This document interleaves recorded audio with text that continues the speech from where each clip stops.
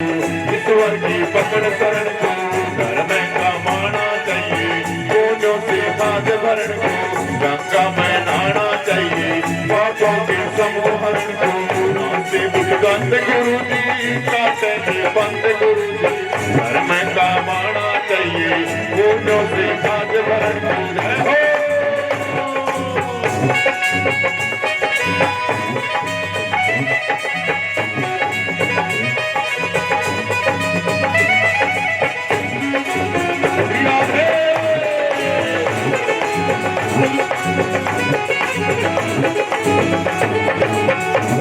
दुख द्वंद गुरु जी काटेंगे बंद गुरु जी, नाते दुख द्वंद गुरु जी काटेंगे बंद गुरु जी, ओंकारानंद गुरु जी भेटेंगे जन्म मरण को, ओंकारानंद गुरु जी भेटेंगे जन्म मरण को, घर में कमाना चाहिए, पूजों से जात भरण को, गंगा में नहाना चाहिए, पापों के समूहरण को, सत्संग में आना चाहिए, भव सागर पार तरण को। बोलिए सदगुरुदेव भगवान की जय हो, भागवत भगवान की जय हो। अब पितामह ने पांडवों को बड़ा सुंदर उपदेश दिया। अब पितामह कहने लगे, मैं दो बात जो है भगवान से करना चाहता हूँ, अब मेरे से कोई और बात ना करे। सारे के सारे पांडव जो हैं दूर चले गए, भगवान खड़े हैं, कहने लगे बोलिए पितामह क्या इच्छा है आपकी। कहने लगे मैं मेरी एक लड़की है उसकी शादी करना चाहता हूँ। लड़की कैसी? पांडव भी हैरान हुए। पितामह तो बाल ब्रह्मचारी है, कैसी लड़की? कहने लगे मेरी बुद्धि है मेरी लड़की, मैं मेरी बुद्धि लड़की की शादी करना चाहता हूं, क्योंकि पितामह ने अपनी बुद्धि को लड़की बना करके रखा हमेशा।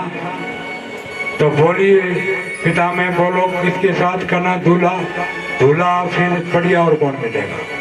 आपके साथ ही करना चाहता हूं मैं। तो भगवान सब समझ गए और लीला समेटने वाले हैं अपनी। कहने लगे ठीक है फिर मैं तैयार हूँ। तो तैयार है तो अपने असली रूप में आओ और मुरली हाथ में लो। मुरली मनोहर प्रकट हो गई। बोलिए नारायण भगवान की जय हो। और देखते ही देखते पितामह ने अपने प्राणों का त्याग कर दिया और उन्हीं में से एक ज्योति निकली और भगवान के शरीर में प्रवेश कर गई। बोलिए गोविंद भगवान की जय। अब वापिस आए हैं पांडव जो अपना कार्यभार संभालने लगे। भगवान भी अपने कहने लगे मैं भी अब जाऊंगा द्वारका नगरी में, द्वारका में मेरा इंतजार कर रहे हैं। भगवान भी द्वारका पहुंच गए। कुछ समय निकला, उनके जो पुत्र हुआ जिनका नाम परीक्षित रखा गया वो थोड़ा बड़ा होने लगा। अब इधर से पांडवों ने अर्जुन को भगवान के साथ भेज दिया था, जाओ तुम द्वारका तक भगवान के साथ जाओ। काफी समय हो गया, द्वारका में रमण करने लगे अर्जुन। 10 वर्ष बीत गए, इस प्रकार की घटना घटती रही। 10 वर्ष के बाद में अर्जुन आए हैं मुंह लटकाए हुए, चेहरा उतरा हुआ है। युधिष्ठिर कहने लगे क्या बात है अर्जुन, आज तेरा चेहरा लटका हुआ है, क्या कोई बड़ा अपराध करके आया है?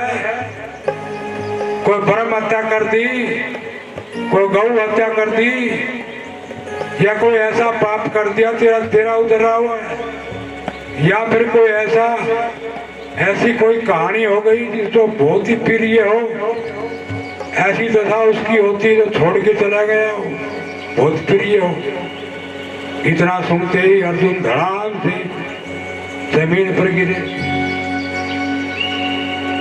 होश आया, कहने लगे हाँ भैया ऐसा ही हुआ है। क्या हुआ ऐसा? कि वो भगवान जिसने हमारी रक्षा की वो अपने शरीर को छोड़ करके परम धाम को चले गए। इतना कहते सारे के सारे पांडव तो विलाप करने लगे। अब मन में विचार आया, अब तो हमें भी यहाँ नहीं रहना चाहिए।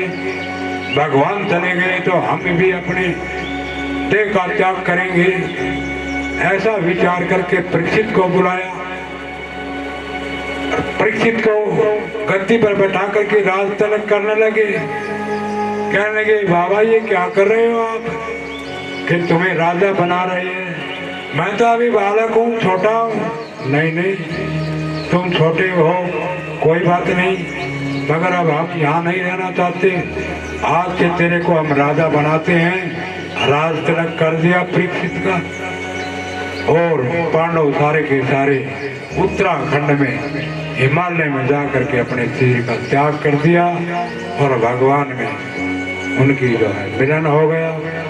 बोलिए श्री कृष्ण भगवान की जय। श्री कृष्ण गोविंद हरे मुरारे, नाथ नारायण वासुदेवा। श्री कृष्ण गोविंद हरे मुरारे, नाथ नारायण वासुदेवा। हे ज्ञान की ये गंगा, है ज्ञान की ये गंगा, ऋषियों की अमर वाणी। है ज्ञान की ये गंगा, ऋषियों की अमर वाणी। श्रीमद् भागवत, श्रीमद् भागवत। श्री कृष्ण गोविंद हरे मुरारे, हे नाथ नारायण वासुदेवा। श्री कृष्ण गोविंद हरे मुरारे, हे नाथ नारायण वासुदेवा। बोलिए सदगुरुदेव भगवान की जय हो, भागवत भगवान की जय। अब इधर पांडव सारे के सारे वनवास में जाके तप करके भगवान में विलीन हो गए। इधर से राजा बना दो परीक्षित तो राजकाज संभालने लगा। उनकी शादी हुई, उनके बहुत से पुत्र हुए। बड़े पुत्र का नाम जनमेजय था। अब वो भी कामकाज में हिस्सा बटाने लगे। राजकाज में काफी समय निकल गया। अब परीक्षित को पांडवों ने भी उपदेश वही दिया था जो भीष्म पितामह ने पांडवों को दिया था कि धर्म की रक्षा करते रहना, शरण आए को माफ कर देना और दान करते रहना। इस प्रकार का सुंदर उपदेश देकर के पांडव गए थे। अब बड़ा धार्मिक राजा है परीक्षित, चारों तरफ शांति है, किसी प्रकार का कोई कलह नहीं। इस प्रकार चलते चलते काफी समय बीत गया।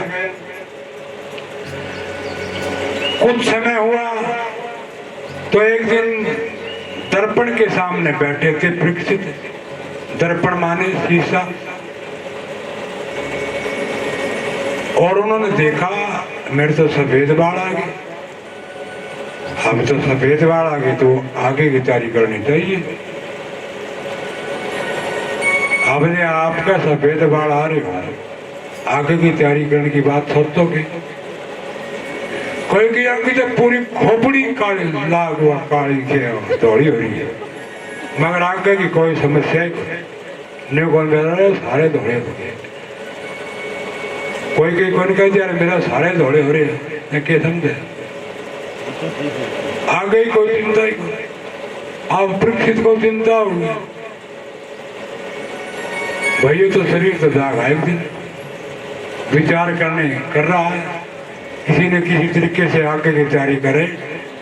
अभी जी कर तो बहुत गणा देख लिया, जी कर के बतेरा देख लिया, मरने की कर लो तारी। जी कर के बतेरा देख लिया, मरने की कर लो तारी। मरने की कर लो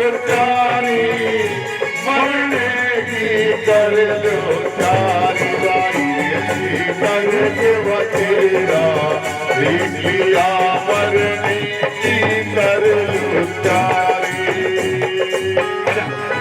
अगर तुमने कड़े तीर्थ यात्रा पे जाना पड़े, हरिद्वार, वृंदावन जाओ, तो पहले तैयारी करनी शुरू करते हैं।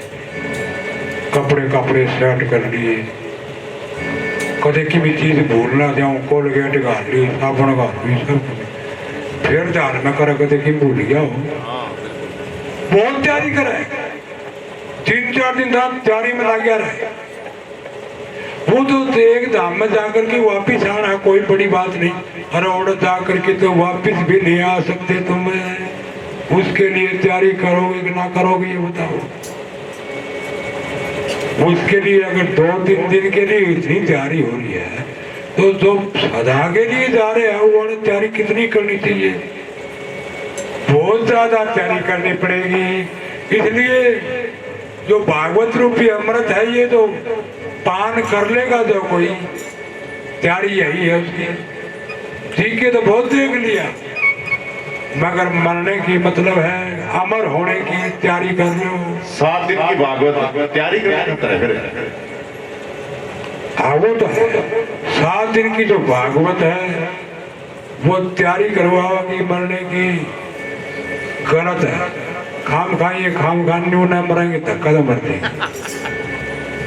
कह के और खाम खाने कई किसी चीज कोई चीज याद दिवाते रहे, वो धक्का तो वो मन में घूमेगा।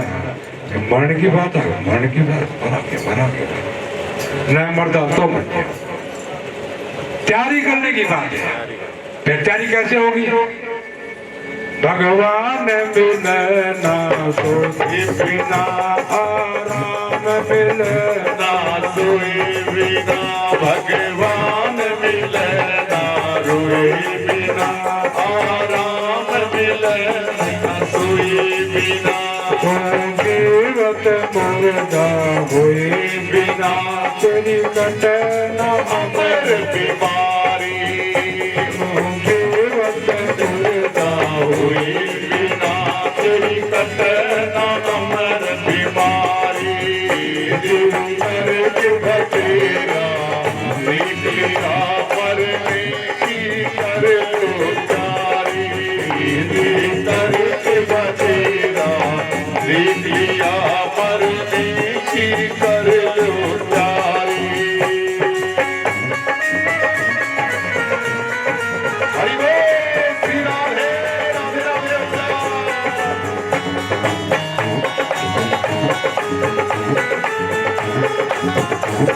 अब इसमें क्या बताया कि भगवान कैसे मिलेंगे?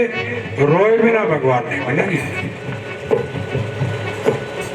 भगवान के विरह में रोगी तो मिलेंगे, प्रेम होगा। आज नहीं बताओ कि तारा में तो कौन कौन रोए ना भगवान का तो। भगवान के लिए कौन कौन रोया हुआ है? कोई हाथ खड़ा करो। वो झूठ बोला है, मैं तो ठीक है, मैं तो ज्योतिराम के लिए रोया है, मगर वो इतना बेरा को नहीं, झूठी बोल गया। चलो ठीक है, रोया तो अच्छी बात है, क्योंकि बिना रोए बिना मिला ही कुछ। और ये रोना वो रोना है को नहीं हो, मैं किसी के दुख में रो गई हो, ये तो प्रेम का रोना है, विरह का रोना। ये इतना आसान थोड़ी है। जिस तरह आराम मिले ना सोए बिना, तो भगवान मिले ना रोए बिना, जीवन संपूर्णता हुए बिना, जिंदी लाश हो गया। एक अर्थी जान लग रही थी, एक बाबा जी जावे था, तो महाराज ने ना जावे एक बार के बात नहीं बोले, एक अर्थी आवे, वो अर्थी पे के है, फिर मुर्दा है, ये तो फिर के फर्क है, वो तो मेरे पर का ही है, मेरे मर्द में फर्क किया, तो दोनों पूर्व भाई है, मुर्दा ही वो है, मुर्दा ही मैं हूँ। ऐसा अगर मुर्दा हो तो उसका तो हो गया कल्याण, जिंदे मर गया, किमी कह जाए कि मैं कोई असर ही को पड़े, न बोला इसने किमी कहे तो जासर को पड़े। और कई किसे भी हो गए, किसे हो गए, कोई नहीं ना सोच ली हमारी खातर कह कहते कई बात ही भी हो, एक दिन कोई रिश्ता करने आ गया, वो रिश्ता ने पूछने लग गया भाई इसमें क्या गुण है। जो बोला इसमें भाई 98 गुण है और 2 अवगुण है। बोला गुण भाई इतने बताओगा तो बहुत टाइम लग जाएगा, तू अवगुण बता दे इसमें क्या है। बोला इसमें अवगुण ये है कि आप मत अकल को नहीं, दूसरे की मानने को नहीं, ये अवगुण है। बड़ी समस्या है। आप में अकल को नहीं और दूसरे की मानने को नहीं, ये अवगुण है। तो और तेरा बात सत्यानाश हो जाए इस तरह का ये अवगुण सब क्या, ये 98 की थी, इसके 1000 गुण तो कोई काम नहीं, कोई ये काम किया तो भगवान मिलेगा रोए रोए। एक फिर के ये कहा एक मंत्र चूंगा कान में छोड़ समय ध्यान में मंत्र तुम हमने कान में सब सुनियो लगा के ज्ञान में शरण भूमि के बदाम बादल दे दुदारे शरण भूमि के मैदान में वादन ज्योति दुलारी करे बतेरा देख लिया मरने की कर लो प्यारी, आगे की कर लो प्यारी, आगे की कर लो प्यारी, करके बतेरा देख लिया मरने की कर लो प्यारी, जी करके बतेरा देख लिया आगे की कर लो प्यारी। हरि ओम श्री राधे राधे राधे।